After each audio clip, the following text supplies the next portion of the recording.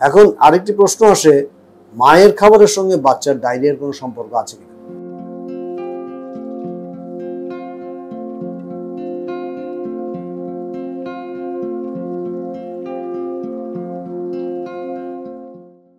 যদি বৈজ্ঞানিকভাবে আমরা চিন্তা করি তাহলে সরাসরি কোনো সম্পর্ক নাই। কারণ হচ্ছে মায়ের খাবারগুলো মায়ের ব্রেস্টে আসবে, ব্রেস্টে টিস্যুতে আসবে, ব্রেস্ট টিস্যু দুধ বানাবে, দুধ বানিয়ে বাচ্চার শরীরে প্রবেশ করাবে। ওখানে জীবাণু ঢুকার সরাসরি কোনো সম্পর্ক নেই। কারণ আমাদের মায়েরা যে বুকের দুধ তৈরি করে এটা কিন্তু রোগ প্রতিরোধক একটি রস এবং কোষ সমৃদ্ধ খাবার। তাহলে সরাসরি মায়ের খাবারে ডায়রিয়ার কোনো সম্পর্ক নেই। আমরা দেখি প্রায় মারা বা শাশুড়িরা বলে যে তোমার দুধ খারাপ হয়ে গেছে, তাহলে দুধ বন্ধ করো, তোমার দুধে চোখ পড়েছে, দৃষ্টি পড়েছে বা জিনের প্রভাব আছে, এরকম কিছু কিছু কুসংস্কার আমাদের কাছে আসে, দুধ বন্ধ করে দেয়।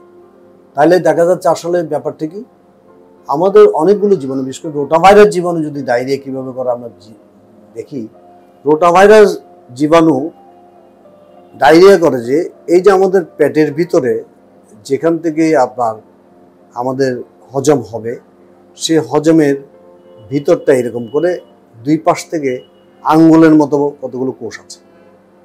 এগুলোর সবচেয়ে মাথার দিকে যেগুলো, এগুলো আমাদের শর্করা খাদ্যকে হজম করে। মাঝের যেগুলো সেগুলো আমাদের আমিষ জাতীয় খাদ্য, নিচে যেগুলো এগুলো আমাদের স্নেহ জাতীয় বা তেল জাতীয় জিনিস খাবারকে হজম করে। এখন রোটাভাইরাস ডায়রিয়া বা অন্য কতগুলো জীবাণু আছে যারা মাথার দিকটাকে কেটে দেয়। আমরা বলেছি মাথার দিকটাতে কি হচ্ছে, শর্করা হজম করার রসটা থাকে, তখন এই রসটা আর তৈরি হয় না, যার জন্য বাচ্চারা যখন দুধ খাচ্ছে মায়ের দুধের যে শর্করাটা, যেটাকে আমরা বলি ল্যাকটোজ, সেই ল্যাকটোজটা হজম হয় না, ল্যাকটোজ নিজে থেকে যায়, হজম না হয়ে সে আরও পানি টেনে বের করে দেয়। আচ্ছা, এখন ভালো দিকটা কি, এটা কিন্তু সারা পেট জুড়ে হয় না রোটাভাইরাসের ক্ষেত্রে, কিছু অংশ করে কিছু অংশে করে না, যার জন্য এখান থেকে যদি পানি চলেও যেতে চায় কিছু ভালো অংশ দিয়ে এটাকে দহন করে নেয়। সুতরাং আমরা বলবো যে আমরা দুধের সঙ্গে এটা সম্পর্ক নেই, এটা যে জীবাণুর সঙ্গে সম্পর্ক। এটা জীবাণুটা যদি এমন জায়গায় কার্য করে যেখানে এই শর্করা হজম হচ্ছে না, এখন মায়ের বুকে দুধ বন্ধ করলে কি হলো, মায়ের বাচ্চা পুষ্টি পেল না, বাচ্চার রোগ প্রতিরোধক কিছু কিছু খাবারে হয়তোবা বাচ্চার অস্বস্তি হতে পারে।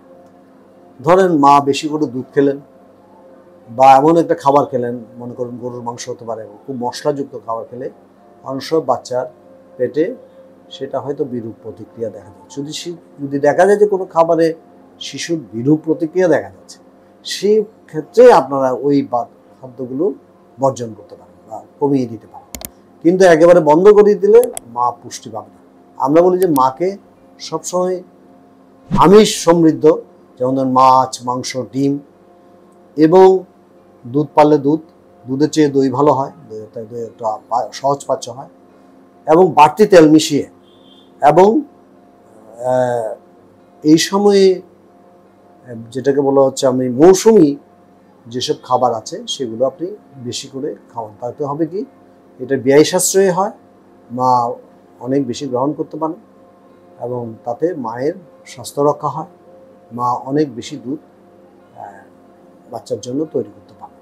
সুতরাং সরাসরি মা কোনো খাবারকে দায়ী না করে কোনো কিন্তু সরাসরি খাবারের মাধ্যমে ডায়রিয়ার জীবাণু আসছে তা না। এটাকে আমরা বলি যে কিছু কিছু ইয়েতে কোনো এটা খুব বেশি সাধারণ নয়, এটা খুবই ব্যতিক্রম একটি ঘটনা। সুতরাং এই জন্য খাবার নিয়ে আমার মনে মায়ের খাবার নিয়ে মাকে খেতে দিন এবং মৌসুমি খাবার পছন্দ মতো এবং বেশি পরিমাণে খেতে দিন, বিশ্রামও দিন সঙ্গে। ধন্যবাদ। আর মাকে টিকা যা যা দেওয়ার সব কিছু দিন। মাকে একটা অনুকূল পরিবেশ, মাকে রাখার, মাকে থাকার, বাচ্চাকে পরিচর্যা করার একটা অনুকূল পরিবেশ তৈরি করার চেষ্টা করুন। সবাইকে ধন্যবাদ।